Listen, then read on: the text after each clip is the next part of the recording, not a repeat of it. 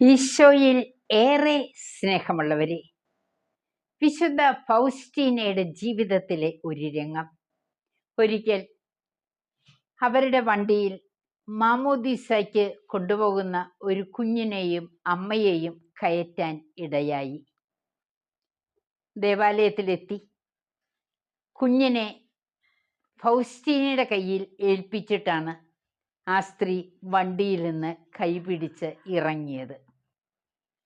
തൻ്റെ കയ്യിൽ ഈ അമൂല്യ നിധി കിട്ടിയതോടെ ഫൗസ്റ്റീന ആ കുഞ്ഞിനെ ദൈവമഹത്വത്തിനായി സമർപ്പിച്ചു.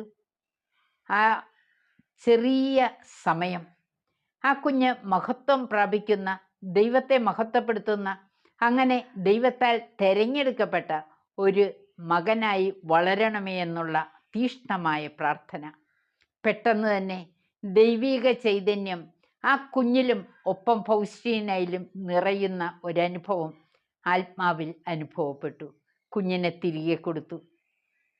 നമ്മുടെ ജീവിതത്തിലും ഇതുപോലെ എത്ര കുഞ്ഞുങ്ങളെ നാം എടുക്കുന്നു, എത്ര പേരെ കണ്ടെത്തുന്നു, എത്ര പേരുമായി ഓരോ ദിവസവും ഇടപെടുന്നു.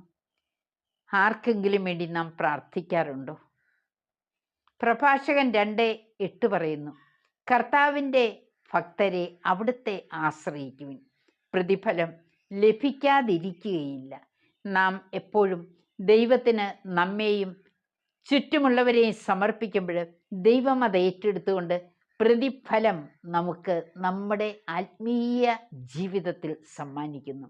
ദൈവത്തിൻ്റെ കൃപ, സമാധാനം നിറയട്ടെ എന്ന് പ്രാർത്ഥിച്ചുകൊണ്ട് ദൈവത്തിന് നന്ദി പറഞ്ഞുകൊണ്ട് നമുക്ക് കരങ്ങൾ കൂപ്പാം. ആമേൻ.